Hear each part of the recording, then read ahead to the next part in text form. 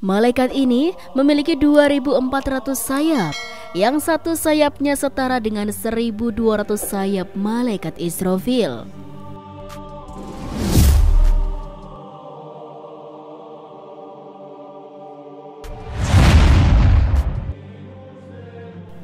Assalamualaikum warahmatullahi wabarakatuh.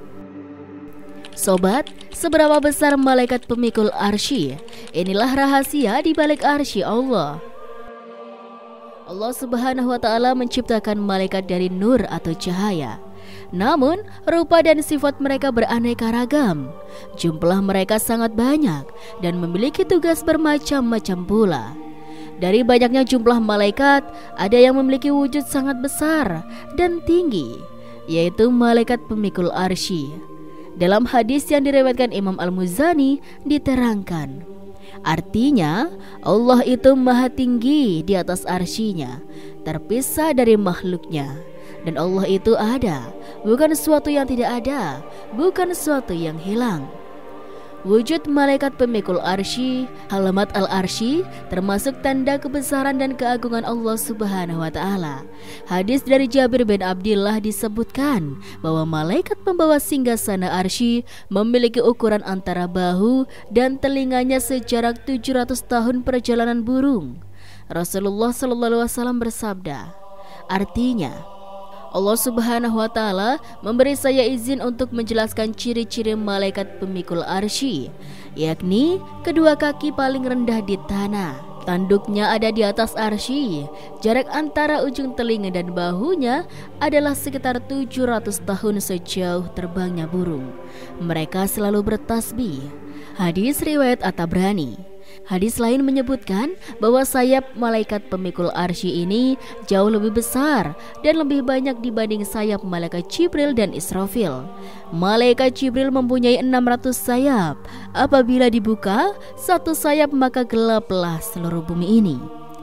Namun malaikat Jibril mengatakan kepada Rasulullah, jangan memujinya karena masih ada malaikat lain yang lebih hebat kejadiannya. Malaikat pemikul arsy yang merupakan malaikat terbesar yang memiliki 2.400 sayap. Satu sayapnya menyamai 1.200 sayap Israfil. Sedangkan Israfil mempunyai 1.200 sayap yang satu sayapnya menyamai 600 sayap malaikat Jibril. Dalam kitab Qatrul Gates halaman 4, Syekh Muhammad Nawawi bin Umar Al-Bantani mengatakan, mereka adalah tingkatan tertinggi dari para malaikat dan malaikat yang pertama kali diciptakan. Mereka, malaikat penyangga arsy itu berjumlah 4 dan pada saat kiamat akan berjumlah 8 malaikat. Sementara itu, Al-Quran dan Sunnah seringkali menyebutkan 10 malaikat yang wajib diketahui, yaitu malaikat Jibril, Mikail, Israfil, Israel, Munkar, Nakir, Raqib, Atid, Malik dan Ridwan. Kendati demikian sobat, jumlah mereka atau malaikat tidak hanya 10 itu saja, melainkan sangat banyak sekali. Di antara hal yang disaksikan Rasulullah SAW saat Isra Mi'raj adalah ditunjukkannya Baitul Ma'mur. Menurut hadis riwayat Bukhari, Rasulullah mengatakan, di Baitul Ma'mur setiap hari ada 70.000 malaikat yang sholat di dalamnya. Setelah para malaikat itu keluar dari Baitul Ma'mur, mereka tidak akan pernah bisa kembali lagi ke sana. Artinya, kesempatan sholat di dalam Baitul Ma'mur hanya bisa dilakukan malaikat satu kali dalam hidupnya. Rasulullah pun bersabda, tidak ada satu ruang selebar 4 jari, kecuali di sana ada malaikat yang sedang meletakkan dahinya bersujud kepada Allah Subhanahu wa Ta'ala. Hadis riwayat Ahmad. Jadi bayangkan saja sobat, setiap harinya ada 70.000 malaikat yang sholat di Baitul Ma'mur. Hal ini menunjukkan jumlah mereka sangatlah banyak, bahkan lebih banyak dari jumlah manusia. Dan malaikat Jibril adalah pemimpin dari semua malaikat. Allah Subhanahu wa Ta'ala berfirman, segala puji bagi Allah, pencipta langit dan bumi, yang menjadikan malaikat sebagai utusan-utusan untuk mengurus berbagai macam urusan yang mempunyai sayap masing-masing. Ada yang 2, 3, dan 4. Allah menambahkan pada ciptaannya yang dikehendakinya, Sesungguhnya Allah Maha Kuasa atas segala sesuatu. Quran Surat Fathir ayat 1. Dari ayat tersebut dapat kita ketahui bahwa pada umumnya malaikat memiliki wujud yang besar dan memiliki 2, 3, atau 4 sayap. Dan siapakah yang memiliki ukuran paling besar? Apakah malaikat Jibril yang memimpin mereka semua? Ataukah malaikat Israfil sang peniup sangkakala? Di antara malaikat yang dipimpin Jibril ada malaikat pemikul arsy, pemikul ciptaan Allah Subhanahu wa Ta'ala yang paling besar. Rasulullah SAW bersabda, "Aku diizinkan untuk menceritakan tentang salah satu malaikat pemikul arsy, yaitu antara daging telinga tempat anting dengan pundaknya sejauh 700 tahun perjalanan." Hadis riwayat Abu Daud nomor 4727. Para malaikat pemikul arsy terkenal dengan nama Halamat al-Arsy, berjumlah 4 malaikat. Berdasarkan hadis yang diriwayatkan oleh Abu Daud dari seorang sahabat bernama Jabir bin Badila, wujud para malaikat pemikul singgasana Allah sangatlah besar dan jarak antara pundak malaikat tersebut dengan telinganya sejauh perjalanan burung terbang selama 700 tahun. Dikatakan pula dalam hadis bahwa Halamat al-Arsy memiliki sayap lebih besar dan lebih banyak dibandingkan dengan malaikat Jibril dan Israfil. Halamat al-Arsy memiliki sayap berjumlah 2.400 sayap, di mana satu sayapnya menyamai 1.200 sayap Israfil. Sedangkan Israfil mempunyai 1.200 sayap, di mana satu sayapnya menyamai 600 sayap Jibril. Seorang wali besar dari tanah Jawa bernama Syekh Muhammad Nawawi bin Umar bin Arabi Al-Jawi Al-Bantani mengatakan, mereka adalah tingkatan tertinggi para malaikat dan malaikat yang pertama kali diciptakan, dan mereka berada di dunia sebanyak 4 malaikat.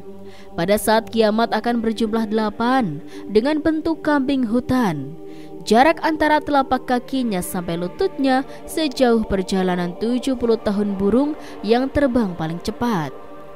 Berdasarkan hadis-hadis tentang wujud malaikat penyangga arsy itu, sepertinya Nabi Muhammad SAW mengizinkan atau mengajak umatnya untuk berimajinasi, merenungkan seberapa besar sosok malaikat penyangga arsy itu.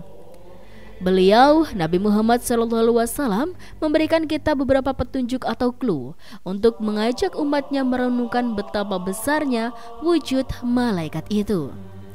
Di antara petunjuk itu adalah jarak antara pundak dan kupingnya sejauh perjalanan 700 tahun terbangnya burung, dan jarak antara telapak kaki dengan lututnya sejauh perjalanan 70 tahun terbangnya burung yang paling cepat.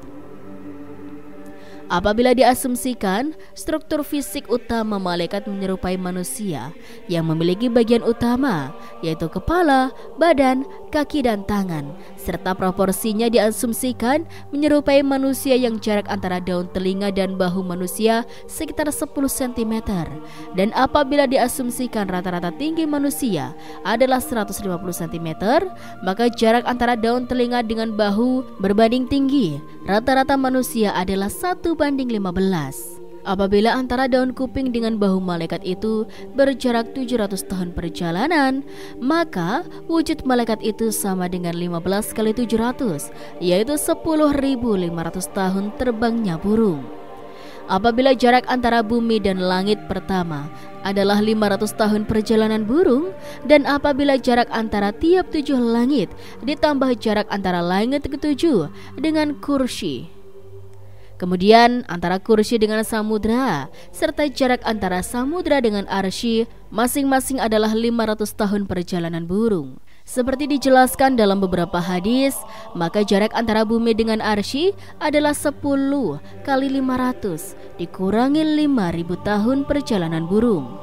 Kemudian berdasarkan hadis Imam At-Tabari yang menyebutkan bahwa kedua kaki malaikat itu berada di bumi paling bawah, dan apabila yang dimaksud bumi paling bawah itu adalah laut terdalam, yakni 11,1 km di bawah permukaan laut, dan seandainya malaikat itu memiliki mata kaki, maka dipastikan mata kakinya masih berada jauh di atas permukaan laut terdalam. Dengan demikian, berdasarkan hadis-hadis tersebut, sosok malaikat penyangga arsy itu menembus dari bumi terbawah sampai ujung atas samudra atau ujung bawah arsy hanya butuh 5.000 tahun perjalanan burung terbang. Sedangkan keseluruhan wujudnya setinggi 10.500 tahun perjalanan. Masih ada separuh lebih wujud untuk menyangga besarnya arsy. Itu baru tingginya, sobat. Bagaimana dengan sayapnya? Malaikat ini memiliki 2.400 sayap, yang satu sayapnya setara dengan 1.200 sayap malaikat Israfil, sedangkan Israfil memiliki 1.200 sayap, yang satu sayapnya sama dengan 600 sayap malaikat Jibril. Sedangkan bila satu saja sayap Jibril dibuka, maka gelapnya seluruh bumi ini. Sampai di sini imajinasi kita sudah tidak sanggup membayangkan ya sobat. Bagaimana bila seluruh sayap malaikat Hammalatul Arsy dibuka? Besarnya malaikat penyangga arsy itu menggambarkan besarnya arsy yang dipikulnya. Dalam hadis lain, Nabi Muhammad SAW menggambarkan besarnya arsy dibandingkan kursi. Ibarat cincin di tengah padang pasir, cincin adalah kursi, padang pasir adalah arsy. Sementara itu, perbandingan antara kursi dengan bumi dan seluruh lapisan langit adalah seperti itu pula. Cincin adalah keseluruhan bumi dan langit. Padang pasir adalah kursi. Apabila bumi hanyalah satu titik planet di tengah-tengah jumlah planet yang lain yang tidak terhitung jumlahnya di langit dunia, dan seluruh lapisan langit dan bumi hanyalah sebuah cincin di tengah padang pasir dibandingkan kursi Allah. Lalu, kursi hanyalah sebuah cincin di tengah padang pasir dibandingkan dengan arsy Allah. Maka sudah tidak ada lagi kata-kata yang bisa menggambarkan betapa sangat kecilnya bumi kita ini dibandingkan dengan besarnya arsy. Apabila bumi dan seluruh isinya saja hanyalah sebuah titik kecil saja, lalu sebesar apakah masing-masing kita ini? Siapapun yang secara sungguh-sungguh merenungkan hakikat ini akan sampai pada tapal batas kemampuan rasio manusia. Hadis-hadis itu menantang kepongahan manusia yang belum menyadari keterbatasannya. Apabila Allah menghendaki, selangkah lagi ia akan sampai pada hidayah iman untuk mengakui keterbatasan akal manusia dan menggantinya dengan keyakinan akan kemahabesaran Allah Subhanahu wa Ta'ala. Apabila ciptaannya saja begitu besar dan agung hingga imajinasi manusia tidak mampu menjangkaunya, bagaimana mungkin kita bisa membayangkan kebesaran dan keagungannya? Dengan wujud sebesar itu, sangat mudah bagi malaikat untuk melakukan apa saja terhadap bumi dan alam semesta ini. Karena apabila Allah menghendaki, para malaikat bala tentara Allah itu pun tidak pernah membantah dan akan sepenuhnya melaksanakan perintahnya. Doa malaikat penyangga arsy untuk orang beriman.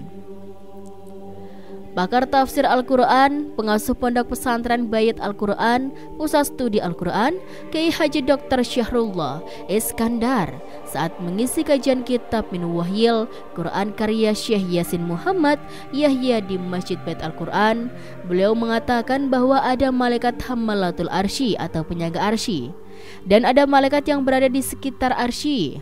Para malaikat itu selalu bertasbih mensucikan Allah dan memohon ampun untuk orang beriman. Malaikat ini memohon ampun untuk orang yang beriman yang bertobat.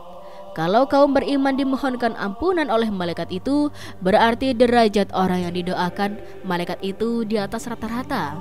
Jadi, malaikat ketika orang tersebut betul-betul mendekatkan diri kepada Allah, maka malaikat yang mendoakannya. Kata Kiai Syahrullah dalam kajian kitab Min Wahyil Quran karya Syekh Yasin Muhammad Yahya. Kiai Syahrullah mengatakan, para malaikat juga memohon agar kaum beriman dijauhkan dari siksa neraka. Malaikat Hammalatul Arsy dan yang berada di sekeliling arsy juga memohon agar orang beriman dimasukkan ke surga. Selain itu, para malaikat juga memohon agar orang tua, istri, dan keturunan orang yang beriman mendapatkan kebaikan di akhirat. Para malaikat juga mendoakan kaum beriman agar terjaga dari keburukan, yaitu dari akidah yang rusak dan dari perbuatan buruk. Kiai Syahrullah mengatakan, para malaikat penjaga arsy adalah para malaikat yang memiliki keutamaan dibandingkan dengan malaikat lainnya. Bahkan dalam tafsir Ar-Razi dijelaskan bahwa malaikat penjaga arsy adalah malaikat yang paling utama. Sebab itu Allah memerintahkan para malaikat menyampaikan salam sebagai penghormatan kepada malaikat Hammalatul Arsy. Kiai Syahrullah mengatakan, selain para malaikat penjaga arsy, ada juga malaikat yang mengitari arsy. Terdapat keterangan yang menyebutkan bahwa ada sebanyak 70.000 baris malaikat bertawaf mengelilingi arsy dan bertahlil serta bertakbir. Di belakangnya terdapat lagi 70.000 baris malaikat dan di belakangnya terdapat lagi 100.000 baris malaikat yang bertasbih, tahlil, dan takbir. Mereka malaikat memohon ampun untuk orang yang beriman dengan doa sebagai berikut. Ya Tuhan kami, rahmat dan ilmu Engkau meliputi segala sesuatu. Maka berilah ampunan kepada orang-orang yang bertaubat dan mengikuti jalan Engkau, dan peliharalah mereka dari siksaan neraka yang menyala-nyala. Al-Quran Surat Al-Mu'min Al-Ghafir ayat 7.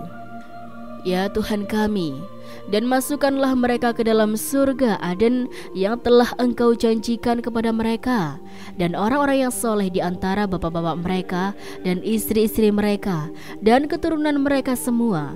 Sesungguhnya Engkaulah yang maha perkasa lagi maha bijaksana.